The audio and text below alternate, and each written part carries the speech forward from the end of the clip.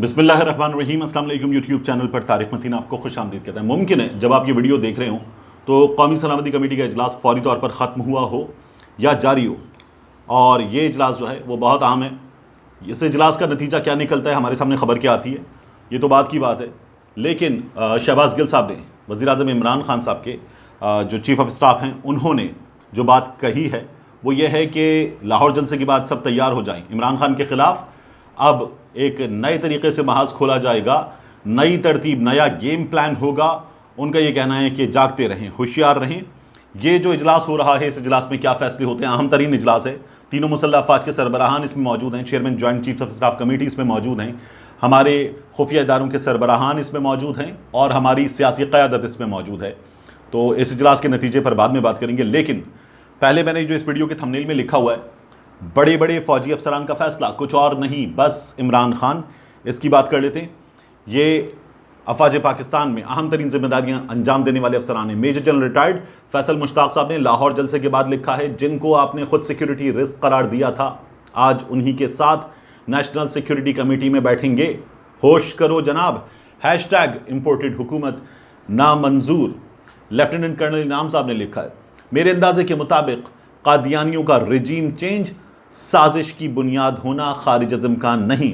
इमरान की हुकूमत बनने से पहले कादियानी शदीद खुशफहमी में मुब्तला थे कि इमरान से अपने लिए आइन में तब्दीली करवा लेंगे, मगर इमरान ने नामूस रिसालत माब सल्लल्लाहु अलैहि वसल्लम का जो अलम बुलंद किया। ये फिर अगले ट्वीट में इसके बारे में लिखते हैं। इन्होंने भी लिखा है हैशटैग इंपोर्टेड हुकूमत नामंजूर। मेजर तलत खुर्शीद साहब रिटायर्ड, इन्होंने लिखा है, जलसे की एक तस्वीर लगाई है और लिखा है हैशटैग इंपोर्टेड हुकूमत नामंजूर। इन्होंने इमरान खान को टैग भी किया हुआ है। कर्नल रिटायर्ड हामिद नकवी साहब लिखते हैं, इमरान खान आपने ये कहकर तमाम हाजिर सर्विस और रिटायर्ड फौजियों के दिल जीत लिए हैं कि पाक फौज की अहमियत आपसे ज़्यादा है। हालांकि हज़ारों साल नरगिस अपनी बेनूरी पे रोती है और फिर आप जैसा दीदावर पैदा होता है। तुम्हारी आली ज़रफ़ी, दानिशवरी और हुब्बुल वतनी को फौजी सैल्यूट। हैशटैग इंपोर्टेड हुकूमत नामंजूर। ब्रिगेडियर रिटायर्ड फारूक हमीद साहब हैं, इन्होंने लिखा है, टुडेज मैमथ जलसा at Minar Pakistan reminds me of PTI जलसा at the same venue on 30 October 2011 and another one on 23 March 2013। जो 2011 का जलसा था 30 अक्टूबर का, और 23 मार्च का जलसा 2013 का, उसकी याद दिला दी इस जलसे ने।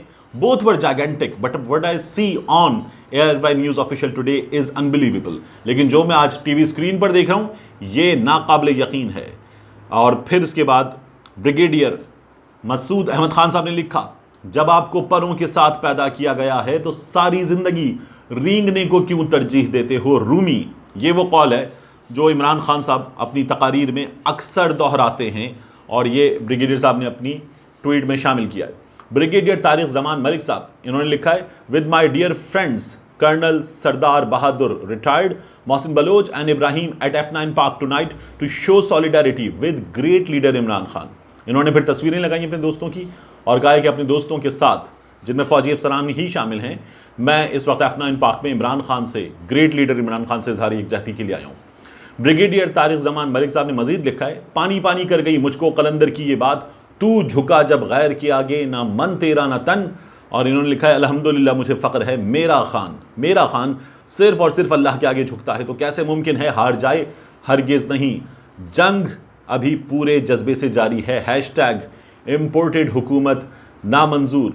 और इसके बाद मेजर मोहम्मद आरिफ साहब रिटायर्ड, इन्होंने लिखा है, एक वेटरन होने के नाते मैं इमरान खान की तारीफ़ किए बगैर नहीं रह सकता। उसने कहा, फ़ौज हमारी इज्जत है, फ़ौज हमारी मुहाफ़िज़ है। इमरान खान ने जाती उम्रा के भगोड़े की तरह पाक फ़ौज को गालियाँ नहीं दी। हैशटैग इंपोर्टेड हुकूमत नामंजूर। जो मियाँ नवाज शरीफ साहब ने किया था गुजरांवाला के जलसे में, कोयटा के जलसे में और मुख्तलिफ मौक़े पर, और फिर मरियम को जान से मारने की धमकी दी गई है, ये तमाम बातें करते हुए उसका हवाला दिया है और कहा है कि भगोड़े ने पाक फ़ौज को गालियाँ दी थी, इमरान खान ने पाक फ़ौज को उस तरह से निशाना नहीं बनाया है, और ये इमरान खान को ये भी सैल्यूट कर रहे हैं। ये जो गुफ्तगू है फ़ौजी अफसरान की, ये हुकूमत की जानिब से प्रेशर डाल के इनको टेलीविज़न पर आने से मना कर दिया गया। फारूक हमीद साहब ने ये बताया ट्विटर पे आके कि उनको ISPR ने कहा है कि वो टेलीविज़न प्रोग्राम्स में जा सकते हैं। इदारे की जानिब से किसी भी फ़ौजी अफसर पर कोई भी पाबंदी नहीं है, ये गलत है, ये हुकूमत करवा रही है। और उन्होंने ट्विटर पे आके इस बात का ऐलान कर दिया। तो ये जो फ़ौजी अफसरान हैं, इनकी जानिब से जब इमरान खान के हक में बात की जाती है, लोग बहुत मोहब्बत की नज़र से इनको भी देखते हैं, इमरान खान को भी देखते हैं, और ज़्यादा अहमियत बढ़ जाती है इमरान खान की। ये तमाम गुफ्तगू जो है मैं आपको बता सकता हूं कि मौजूदा अस्करी क़यादत अपने इजलासों में डिस्कस कर रही है, सिचुएशन का जायज़ा लिया जा रहा है, और इस पर जो है बाकायदा तौर पर देखा जा रहा है कि बहुत भरपूर सपोर्ट है इमरान खान को, और ये सपोर्ट जो है ये अपना रंग दिखा रही है। ये मैं आपको बता सकता हूँ, मासेस में बहुत ज़बरदस्त अंदाज में इसकी पजीराई हो रही है और लोग इसको सैल्यूट कर रहे हैं। अमजद शुएब साहब को, जनरल अमजद शुएब साहब को आप सुनते रहते हैं यूट्यूब पर, वो इमरान खान को सैल्यूट करते हैं और वो इमरान खान को एक खुददार कौमी लीडर करार देते हैं। तो ये इनका फैसला है। इसके बाद मैं आपको बताऊं, बहुत तकलीफ दे विजुअल्स हैं, बहुत तकलीफ दे खबर है सिंध से, दादू से, मेहड़ से, जहां पर आग लगने के नतीजे में हमने देखा कि 10 लोग मर गए जलकर। हमने देखा कि 9 बच्चे जलकर मर गए और उस आग को बुझाने घंटों कोई नहीं आया। आग लगी रही, लोग जलते रहे, गांव जलता रहा, कोई नहीं आया।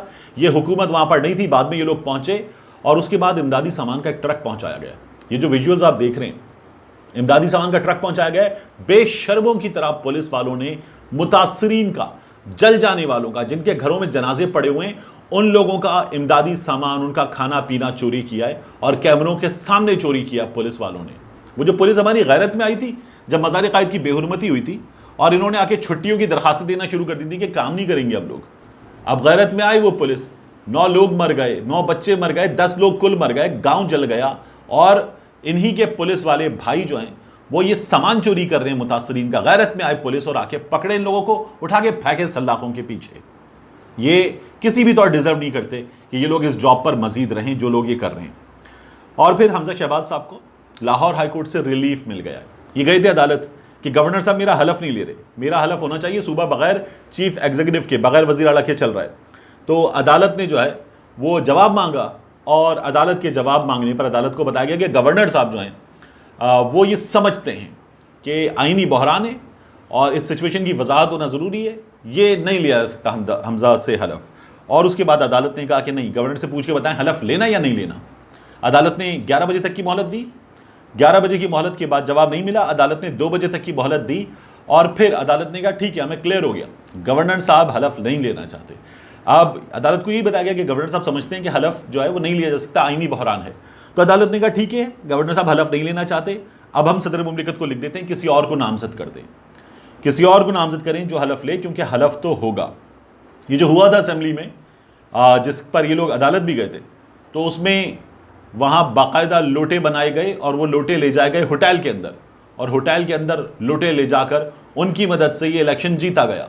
वहाँ पर मार कुटाई हुई, मार कुटाई होने में लोग जख्मी हुए। पुलिस वालों ने अरकान असेंबली को मारा, अरकान असेंबली ने पुलिस वालों को मारा। ये विजुअल्स हमारे सामने हैं। लेकिन एक खातून आसिया अमजद बुरी तरह से जख्मी हो गई, जिंदगी और मौत की कश्मकश में मुब्तला हैं, मगर उसका नोटिस नहीं हुआ, ना इस्लामाबाद में हुआ, ना लाहौर हाई कोर्ट में हुआ।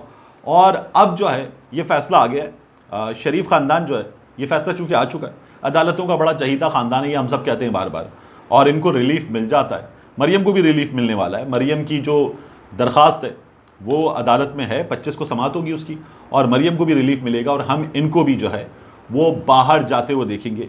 ये सूरत हाल हमारे सामने है और ये इसी तरह से है, इसमें कोई तब्दीली नहीं आ रही है। इसके बाद मुस्लिम लीग नून के रहनुमाओं ने कह दिया कि नैब को ख़त्म होना चाहिए। ये पहले से कह रहे थे, जो इनका एजेंडा था कि ये इख्तिदार में आने के बाद कुछ इस्लाहात करेंगे, इस्लाहात और कुछ तब्दीलियाँ करेंगे, उन तब्दीलियों में नैब को ख़त्म करना शामिल था। अब ये नैब को ख़त्म करना चाहते हैं। ये शायद कक्कान अब्बासी साहब ने बयान दिया था, अब ख्वाजा साद रफीक साहब ने भी बयान दे दिया है। रेलवे की एक प्रेस कॉन्फ्रेंस में बैठे और उसके बाद उन्होंने कहा मैं सियासी बात कर लूँ, इजाज़त है? साहब ने कहा करें। उन्होंने कहा नैब को ख़त्म होना चाहिए। तो अब ये नैब को ख़त्म करेंगे। नैब में इन लोगों के केसेस हैं, करप्शन के केसेस, ये ख़त्म करेंगे नैब को। ये जो गिरफ्तार हुए कहते हैं हम पे कुछ साबित नहीं हुआ, ये ताबू नहीं करते थे। नैब वाले अदालत में आके बताते हैं कि हम इनको बुलाते हैं, इनके बैरिक से बाहर निकाल कर, ये लोग कोई जवाब नहीं देते, ये बैरिक से बाहर नहीं आते, ये वहाँ पर जो है वो चहलकदमी के लिए चले जाते हैं, तबीयत ख़राबी का बहाना करते हैं, ये हमसे ताउन नहीं करते। वाइट कॉलर क्राइम की वहाँ पर तहकीक होती है, वहाँ उल्टा लटका के मारा नहीं जाता। तो इसलिए ये कहते हैं कि हम ताउन, ये हमसे ताउन नहीं करते। 122 गवाह जिस केस के हो, वहाँ 5 गवाहों की समाअत हो, उनको सुना जाए सिर्फ, और उससे ज़्यादा बयानात रिकॉर्ड ना हो, और उसके बाद जो है वो ज़मानतें हो जाएँ। तो ये लोग कह रहे हैं हम नैब को ख़त्म करेंगे। और नैब में मुकदमात किसके? इन लोगों के एक दूसरे के खिलाफ बनाए हुए मुकदमात हैं। ये वो मुकदमात नहीं है जो पाकिस्तान तहरीक इंसाफ ने इन पर बनाए हों। पाकिस्तान तहरीक इंसाफ ने ये जो शहबाज शरीफ पे मुकदमात हैं, हमजा शहबाज पे मुकदमात हैं मनी लॉन्ड्रिंग के, तकरीबन 40 अरब रुपए का मामला है ये। मुबैना तौर पर इस पर मुकदमात बनाए हैं और इसमें बड़े डॉक्यूमेंट एविडेंस है हमारे सामने। लेकिन ये वाला काम जो इनके साथ हो रहा है, ये काम इन्होंने एक दूसरे के खिलाफ किया था, अब ये खत्म हो रहा है।